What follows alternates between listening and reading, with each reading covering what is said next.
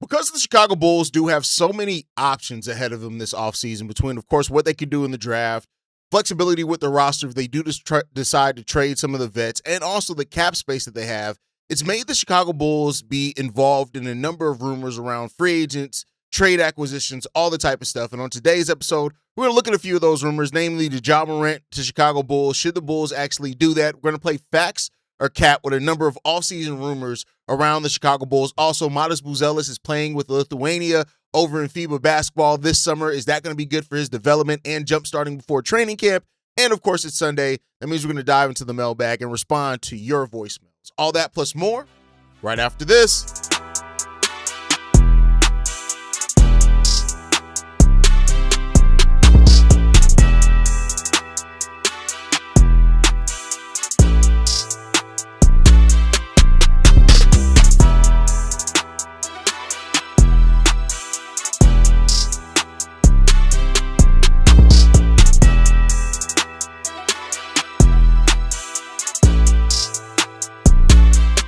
What's going on, Bulls fans? Welcome to another episode of Chicago Bulls Central, your number one spot for everything Chicago Bulls related. I'm the host there, Haize, but more importantly, you guys can follow the channel at Bulls Central Pod on every social media platform we happen to be on. With that said, let's go ahead and get into this content for today. Y'all, make sure you guys hit that subscribe button. We got a goal of getting to 50,000 subscribers by the start of the 2026-27 season, so I'm staying on y'all heads in regards to hitting that subscribe button. About 42% of you guys who watch the daily episodes are not subscribed to the channel. Hit that subscribe button. Stop freeloading. Go ahead and hit that subscribe button. Help a brother out. It costs nothing to hit the subscribe button. It's absolutely free. With that said, though, let's go ahead and jump into it. Facts or Cap has become one of the recurring segments here on Chicago Bulls Central, and it's probably going to keep it, especially in the offseason. We'll probably keep it for any rumors. Probably be the way that I discuss rumors that happen around the Chicago Bulls.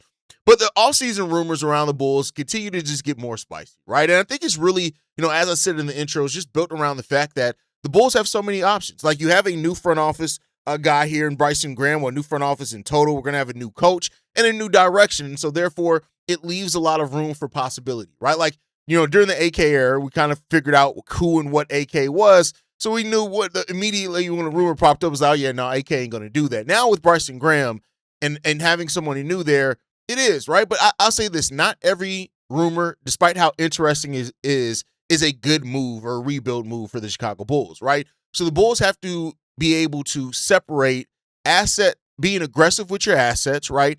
And from moves that would potentially create unnecessary problems on your roster, right? So, it is what it is. Every rumor is going to sound fun until you start asking one question. That question is, does this actually help the rebuild? And that is something that I think is where you need to go with some of this. So we're going to jump into some of these rumors. We're going to talk about them. Number one, Ja Morant to the Chicago Bulls. There's been different variations of this rumor going on literally since the draft combine, basically. Not the draft combine, the draft lottery. Literally since that happened, it is, right? And it's not about trading Ja Morant to the Chicago Bulls straight up or for Josh Giddey straight up, right? The concept is around taking Morant's money back, and if Memphis attaches a first-round pick to it, or you move up, right? Now, I've been one to say before, and my thought process on this is pretty straightforward. I am not taking on Ja Morant's contract, the headache of Ja Morant, all the type of stuff outside of basketball around Ja Morant, just to move up one spot in the draft. That's just not something that I'm personally willing to do. I don't think that's right for asset management unless you have, like, for example, Cam Boozer so head and shoulders above, or either Cam Boozer or Caleb Wilson, so head and shoulders above the other that you want to make sure that you get one of those guys. I don't know if I'm willing to do that, right? Then I'll say this too, like, Ja Morant, even on the basketball court, there are reasons to not necessarily want him on this team. His production has dipped each of the last 3 years. His availability has dipped. Basically since his suspension, it's just been one thing after another. But then on top of that, I think even outside of that, if you want Ja Morant, which I do think Ja Morant is still a very talented player there. I want to be clear there. There is still a lot of talent in Ja. I think the thing has run its course in Memphis, and it's time for him to just move on.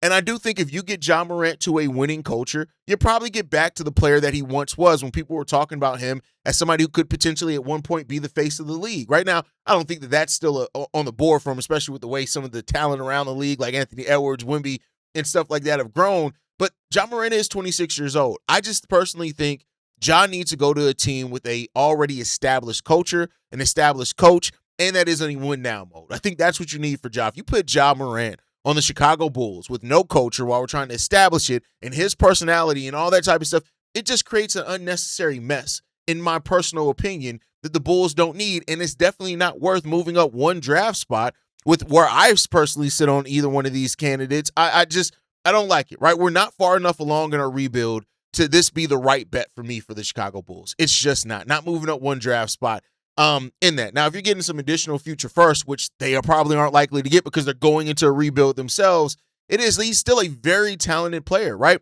But the Bulls should not be the team that tries to take on the reclamation project of Ja Morant with where this franchise is right now. So I'm going to call cap on this. I don't see this being a fit for the Chicago Bulls in what they want to do, what they want to achieve, and where they want to go. I just don't see it. And some people are going to try to will it down to, is Ja Morant more talented than that? It's not as simple as that when you're team building. It's just not. That's such a binary way to look at this conversation, and it's just not for me. So for me, Ja Morant's money, the problems with him on and off the court, all those type of things, I don't want that with my Chicago Bulls, not what we're trying to build a culture. If we already had a culture set and we needed that piece to get us over that top, and we're like, hey, we're a really damn good team in the Eastern Conference, we feel like we can be a perennial contender. And this is what I said even when it was the Chet Holmgren thing, right? Like, the Bulls should not be looking to make that type of move for that type of salary unless they firmly think that that puts them in at least being a Eastern Conference Finals competitor. And I just don't think the Bulls get that done. That's my personal opinion. So, Ja Morant, I'm going to call cap on the Ja Morant stuff.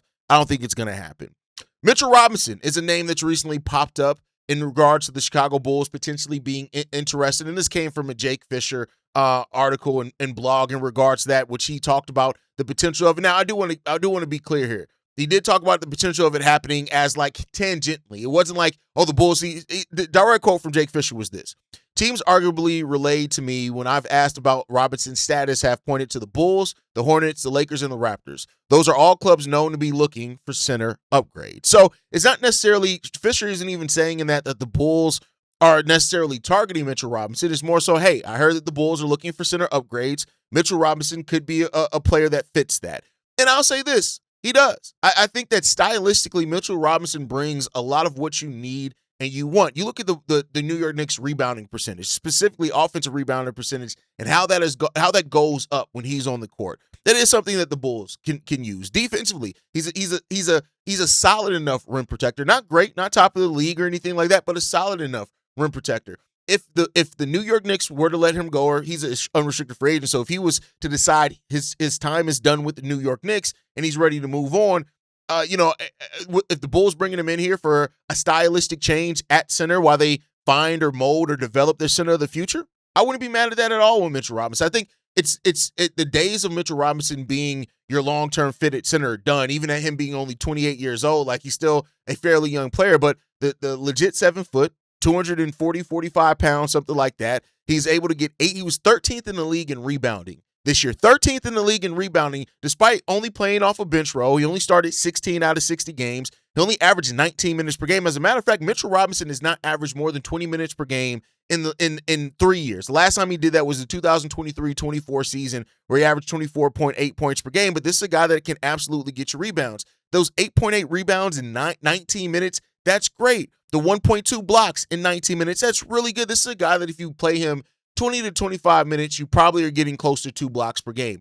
I'm fine with that. Like, again, it's not that you're betting the farm and saying signing Mitchell Robinson is the move that gets you over the top. It's bringing in a center that stylistically fits what you're trying to do while you find your center of the future, and that I'm not mad at. So I'll say facts because I can see the Bulls being interested in calling Mitchell Robinson, those type of things. Do I think Mitchell Robinson is going to is going to leave the Knicks? I don't really know, especially if they win a title. They could be trying to bring everybody back, right? But for the last 5 seasons, Mitchell Robinson has been elite as far as offensive rebounder in the league, period. He's done that, right? So you look at what he's done since that time and how he continues to just be such a good offensive rebounder. That gets the Bulls extra possessions, that does all those type of things. Career-wide, 1.7 blocks per game for his career as well. So there are also some concerns with his weight and availability and injury stuff and stuff like that. So we'll see. He's only appeared in 65 or more games, only twice in his 8 seasons in the NBA. So that is a concern there. Again,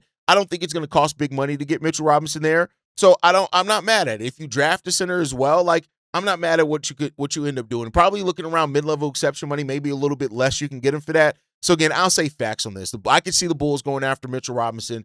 I don't know if he's going to be the main target, but I can definitely see him being a pivot there. The next thing that we're going to talk about, and the last thing we're going to talk about in this facts or cap section, is could Colin Sexton or Zach Collins return to the Chicago Bulls? There have recently been rumors that have popped up in regards to that. And I'll say this. Both players can play solid roles for the Chicago Bulls off the bench. I think that, the thing that when I had the episode a couple of weeks ago at this point where I looked at how successful rebuilds when you go all young versus ones that weren't successful, typically you want about 30% of your minutes to go to veterans. Like you want 55 to 60% to go to players that are 24, 25 or younger.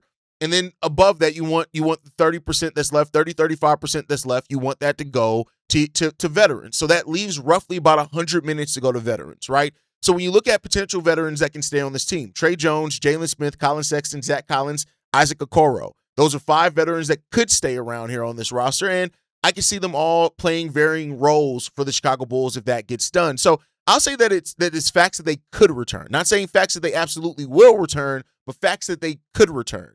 I think what Zach Collins is about, can he stay healthy? Because he just hasn't been healthy when he's here with the Chicago Bulls. Colin Sexton was a player that showed leadership off the bench. I think when you have a clear role for him, he can get that done. I know people are going to say, but he's taking shots away. Again, 30% of your minutes need to go to veterans. So I'm fine with that 30%. If he's willing to accept that and be complimentary where he's not getting in the way of development players, but still playing his game, shorter term deals. I'm talking about 1 or 2 year deals for each one of those guys. That way, by the time Matas' contract is up and he's ready for his extension, those guys are off. I'm okay with that. I'd be perfectly fine with that. I think that, Zach Collins, when he's been on the court, has been pretty solid for the Bulls. The problem is he hasn't stayed on the court very much for the Chicago Bulls, right? So that's where you run into the problem with that getting done. So again, I'm not mad at that. If you replace Zach Collins for Nick Richards, I'm not necessarily mad at that either. Again, in how you want to use them is the important part of that. And I think we'll see how that goes, right?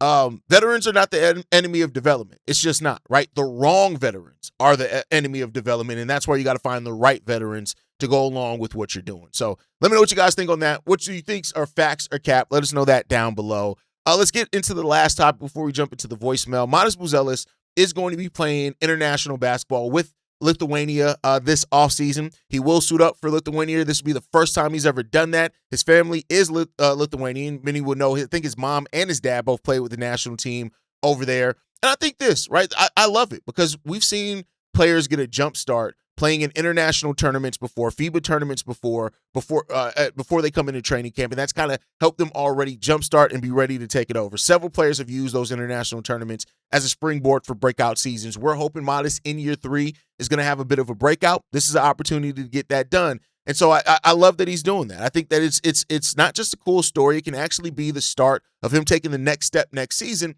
I think that's big for Matas Buzelis. So if Matas can get that done, great. And just stay healthy, of course. Go out there, play. I think the international style basketball can help with that. And, just go out there and play your game. And so I'm glad that Matas, who's a gym rat, who's in the gym all summer, every summer since the Bulls drafted him, is going to go out there and get to play meaningful basketball this offseason. And we'll see what that means for how he comes into training camp ready, mentally prepared. The Bulls just dropped a workout video with Matas Buzelis, him already training. And, Matas is going to be ready to attack it. And I think, having players to go to war with could be K.M. Boozer or Caleb Wilson, amongst others. I think we're going to see the best season yet of Matas Buzelis. I really do feel that way. But with that said, enough of me yapping. Let's go ahead and get into these voicemails. We got 4 voicemails we're going to play today. Let's go into this first one. This one's from Oscar.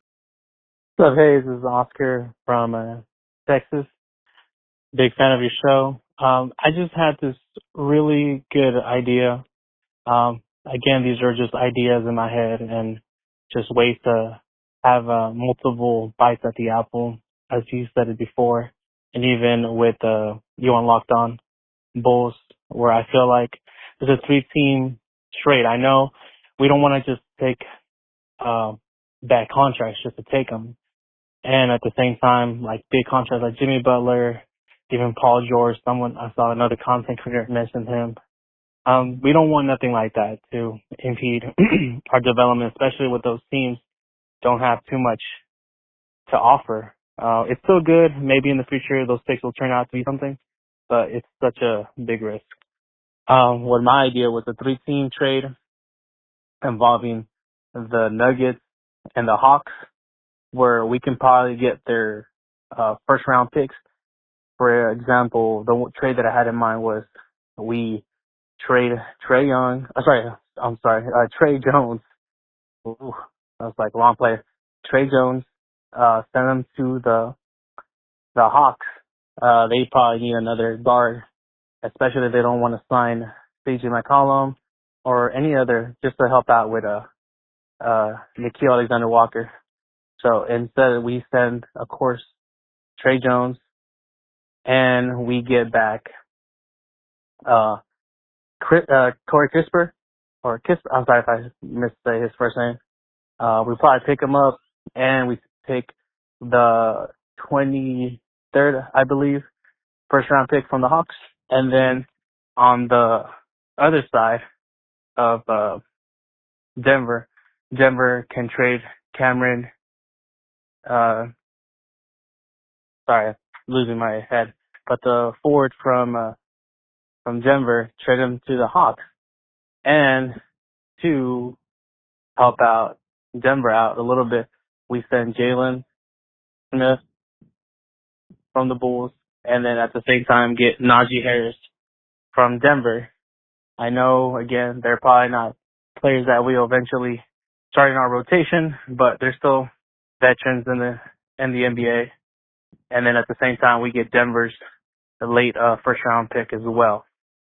We could probably throw in one of those second rounders to one of these teams, just to, again, entice them, give that extra sweetener.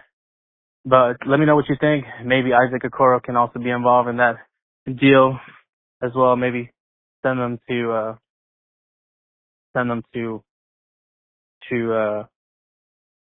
I think when you look around the league, right, there are a number of teams that could be interested in some of the Bulls veterans. Like you look at Trey Jones, Jalen Smith. I said on the episode a long time ago, like going into this offseason, is that what happens with Trey Jones and Jalen Smith kind of tell me not only what we're trying to do next season and accomplish, but also, how Bryson Graham views those vets. I think at the end of, like, if somebody offers you even a late first round pick for Trey or Jalen, you almost have to take it. And that's no knock on them as players. I like them as players. I think Jalen, we've seen now, he's better at the 4. Him with Matas at the 3 was really good. Trey Jones continues to give the Bulls really good minutes. I think that's really good in that regard. And if a team is willing to give their assets for those guys, meaningful assets, then you take advantage of that. There are going to be a number of teams that are ready to make win-now moves and may be willing to trade late first to get that done. And I don't mad at that, right? A lot of Bulls fans want to see this Bulls team stack assets, trade players to stack assets, and we get to see what Bryson Graham's view on that. I think what Bryson does with Trey Jones, Jalen Smith, and Isaac Okoro, they're going to be interesting to see what they do this offseason and then what their role is coming into next offseason for sure. Let's get into this next voicemail, man. This one's from Sean. What up, Haize? Sean calling right after listening to the most recent pod. Them Caleb Wilson quotes got me excited. Kind of like Bryson Graham's quotes did, kind of like yourself. The reason for that is I've been a Bulls fan since Derrick Rose. And since Derrick Rose, we haven't had a culture since Tibbs and Rose and Butler all left. I feel like he can come in and change the culture and bring some competitiveness. I feel like Caleb Wilson could help Matas become a better defender and a better player because they're just going to want to compete. But y'all let me know what you think. Have a good one. Peace. Caleb Wilson's quote should get fans excited because not only is it a player that is signaling he wants to be here with Chicago, but he also understands the culture. He understands the fact that we need a culture change, and he understands that, hey, what comes with that leadership. Now, he has to live up to it. Now, but that takes time, right? I think there are going to be some Bulls fans that literally from day one, because of that quote from Caleb Wilson, are going to be like, "Oh, well, I didn't see a leader in that one." Like, he's a rookie. He's going to have the normal rookie development path, but I think those things from Caleb Wilson should get people excited. I was excited by seeing it. Now, but still put that in realism. He still is a rookie that is going to have to develop. He's going to have to work on his jump shot. He's going to have to work on his game. But from what we've heard and what we see, he's definitely ready to do that. He's ready to put in the work. So get that done. and then we'll come out of that on the side that we need to come out with it. But if Caleb Wilson is the pick by the Bulls at number 4, then I'm super excited by that. It's just the reality. So we'll talk about it. All right, let's get into this next one, man. This one's from Big Rob. Hey, Haize. It's Big Rob from the West Side. Many blessings to you and your family, my brother. I have 2 important questions. One of them we never really talked about. Maybe you have, and maybe I missed it. If I do, I do apologize. But my question to you is, the first one is, now with the draft approaching, do you believe that there is a strong possibility we may not have a coach until after the draft? Even though I know they're doing their diligence in finding the head coach, but is there a strong possibility that they will draft and then hire a head coach afterwards? Because I get a feeling that there is that side of the card where maybe we don't get who we really want, or someone becomes available later. So, I mean, that's just something I was just thinking about and just wanted your opinion on, which leads to the second question. We were talking about who they'll pick, for the 4th pick, and whoever we fall, we have to put faith in that he's going to do the right decision. But in that second round, do you see the Bulls potentially looking at acquiring more big men, or are you content with maybe bringing back a Nick Richards on a 1-year deal, or bringing, I think it's Gabe, I just don't want to pronounce his name wrong, starts with a Y, his last name, and bringing him back? Or do you just want to do a complete clean slate and just acquire someone out of the draft and maybe free agency? So let me know what you feel about this. And as always, God bless you, brother, and your family. Be smooth. I personally don't think there's any way we don't have a coach in place by the draft. Like I don't foresee us waiting that long. The draft is still roughly 14, 15-ish days away. I just don't see how we don't have a coach in place by then. I think we're going to have a coach in place by the draft. And that's perfect. Like the later, and here's what I'll say to counter my own point. Even if Bryson does take, just get the hire right. Like, no matter how long it takes, take as long as you need. Just make sure you get the hire right. The last thing you want to do, in my opinion, is take forever to make this decision, miss out on other coaches, and then the coaches you do decide on isn't the right guy. As long as you get the right guy, nobody 4 years from now is going to be like, damn, could you believe it? The Bulls didn't hire him to after the draft. They're going to be saying, hey, we got our coach. We got a coach. We're in here working, and that's going to be the most important thing. So get your coach and see what you can do with it. Now, as far as bringing Nick Richards or Gershon Yabusele back, I think it just really determines by what you do in free agency in the draft, right? Like, can you get another Mark? Can you get a different Mark, a better center in here? And Yabusele really isn't a center. He's 6'6", 6'7", but he did give the Bulls some quality minutes. So I could see the Bulls kind of filling out if he's willing to come on a reasonable contract. But I think we got our forward rotation could be pretty damn deep next season with young guys that all need or hopefully earn those minutes to develop. So we just got to see how that's going to work out. All right, let's get into this last voicemail, man. This one's from Donovan. What's going on, Haize? What's going on, team? It's your boy Donovan, man. I just wanted to start off by saying I'm gonna try that nap alarm thing you got going on. I'm gonna see how that works for me. I'm only 23, but shit, I need my sleep too. Anyways, so I was looking at your last segment on Josh Giddey, and I was just thinking, I'm like, the Bulls are really playing with house money right now. You know what I'm saying? But the thing about house money is if you don't know what to do with money, if you don't know what to do with assets, then you waste them. But I don't think that Bryson Graham and his crew are, what's the word? Amateurs when it comes to that. That's not the word I'm looking for, but whatever. Amateurs, and they're obviously pretty in tune with how to utilize assets. So I think Giddey is a prime example of somebody you keep, and like you said, evaluate them because of the development of the players that have a higher probability of being in your long-term future. Like the draft picks from this year, and Esingay and Buzelis, like Giddey is the perfect point guard. When it comes to passing, setting players up, breaking manipulating defenses, Ja Morant is up there with some of the best in the league. Let's call it what it is. And I feel like with AK, man, they didn't have any competition. They didn't have any consequences. They didn't have any discipline as far as if you don't do your job, you won't have it anymore. You know, man, nobody ever was physically fighting for their job. Nobody was ever put a fire under their ass as far as like on the Bears. We just drafted a bunch of players that kind of match or at the same position as other players. People are like, oh, we don't need that. We don't need that. I bet money Malik Muhammad going challenge Tyree Stevenson or Xavier Thomas going to challenge Jade Walker because that's what they want. You're going to bring the best out of them because they want their job, don't they? And that's not what AK embodied. People was chilling. They was being complacent because they knew their job was secure no matter what because of how AK moved. I don't think that's how Bryson Graham will move. I think he's going to really embody what he sees in the future, and he's going to evaluate, and you better perform or you can leave. And I think that's the best way to go when it comes to this because you are playing with house money and you have time to be. Only time that discredits it is when you don't really have time and you become desperate. I don't think that's the case. So just let me know what you think. There are a lot of bad narratives when it comes to Josh Giddey. You know, for example, people who say things like, oh, Josh Giddey's only good. The good traits that he has is only because of the pace that the Bulls play with. That's just wrong. Like you can easily look into the data and just prove that that's wrong, right? But like I said before, it just comes down to how Bryson Graham wants to build. And it may not be about whether, you know, you feel Josh Giddey's good or not. It could be, hey, we want to build in this way.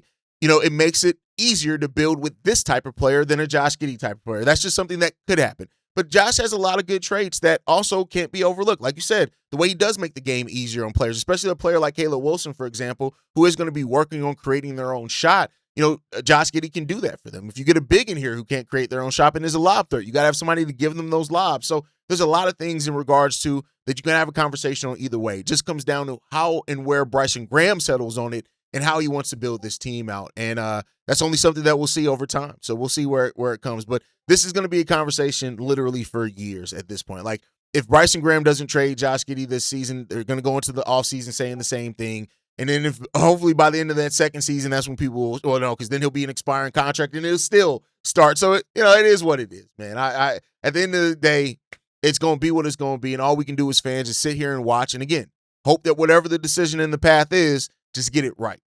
And that's the reality of it. That's my thought process.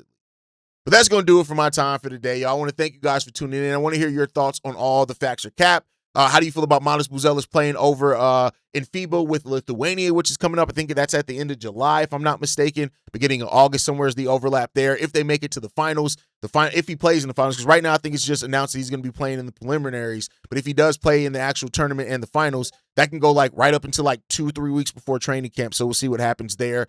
Let me know what you guys think on the voicemails. Thank you for everybody who left a voicemail as well. Make sure you guys like the video, subscribe to the channel, hit that notification bell so you never miss an episode or an upload. You can follow us at Bull Central Pod on every social media platform. You can send us any feedback, questions, comments, concerns, bullcentralpod@gmail.com. And lastly, if you want to leave a text message and our voicemail for the mailbag, the number to do so, 773-270-2799. We're the number one spot for everything Chicago Bulls related. And like I like to end every episode on, go Bulls. Love you guys. See you right if you can, y'all. Peace. This has been a presentation of the Break Media.